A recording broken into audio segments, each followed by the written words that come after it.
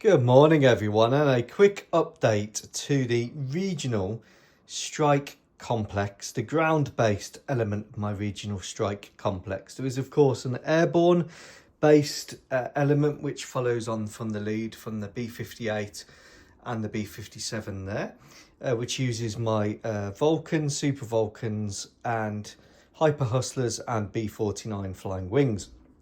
However, let's have a look at this system, which is a new system, very advanced system. The Malagasy Whatifians are now going into ballistic missiles, particularly intermediate range ballistic missiles. So they have a limited number of Pershing 2.5 conventional missiles, which they brought back.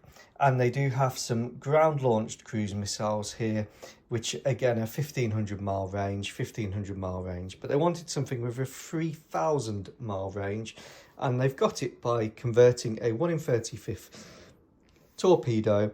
That's the front of the torpedo. This is the back. This is a Hustler big pod fuel tank front, providing the pointy end, and then the fins from the torpedo have gone from the back to the front, and then a little bit there from the Bronco kit, because I had a Bronco kit 1 in 35th submarine that converted to 1 in 72nd large submarine. So there we go.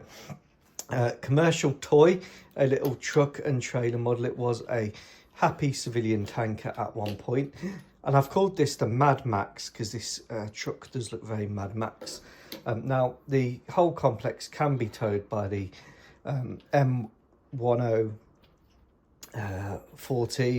M1014 here as well, or it can be using the civilian truck. Now the idea of this is that this the feet come up and then this tilts to 45 degrees, and then the missile, which fits inside here, just fires out. The blast is deflected at the back by the blast deflectors, and then off it goes for 3,000 miles. Now, it is at the minute a conventional system.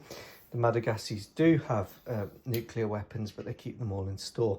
And I've just converted the tanker myself using plasticard, and this is the torpedo tube that comes with that Bronco submarine, the Type 23 submarine. Added some extra feet on it and added some feet at the back from the spares box.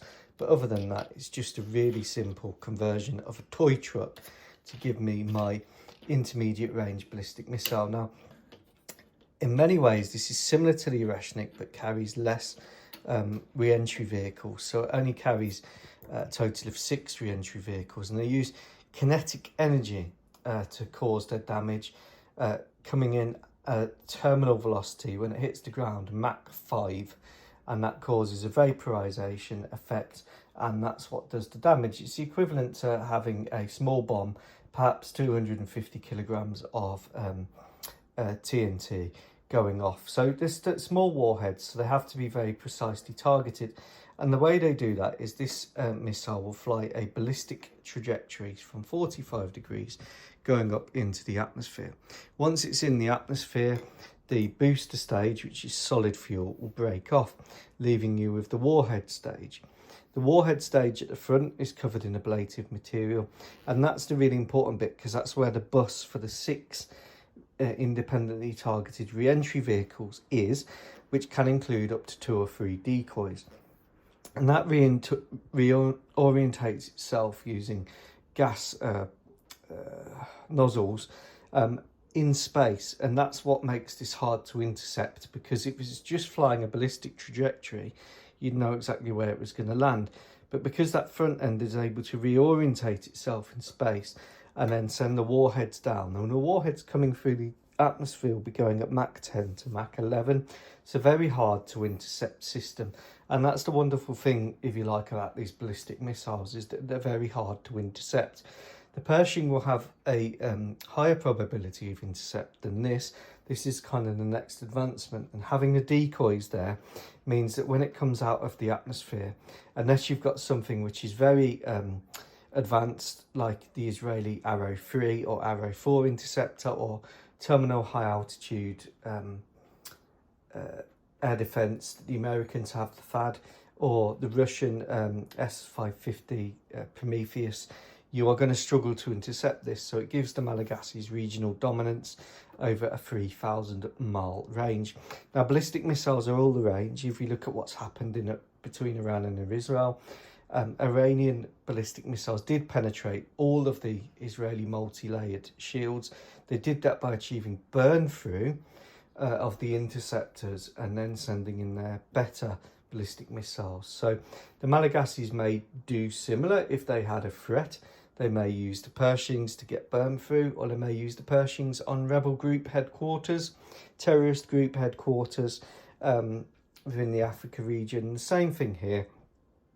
If they needed to target the Houthis, bad actors, pirate bases, they could do it quite easily using this. Now, the next stage is to take the ballistic missile system and mount that onto my newer Hustlers to give an air-launched ballistic missile capability, similar to the systems that the Russians are using and the Israelis have got with their Air Laura, which appears to be an ATACMS derivative ultimately. So there we go, cheap conversion. This has cost about £9 for the truck.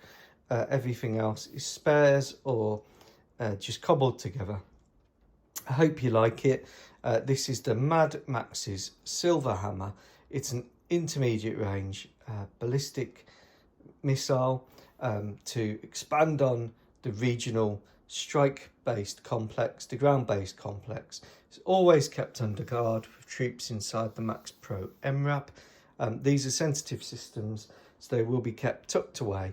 The Malagasys plan to have 50 launchers and up to 150 to 250 missiles for an extended campaign. Yes, that does mean they have to reduce the budget for aircraft. However, if you look at what's happening in modern warfare, this is quite a development. Ta-ra.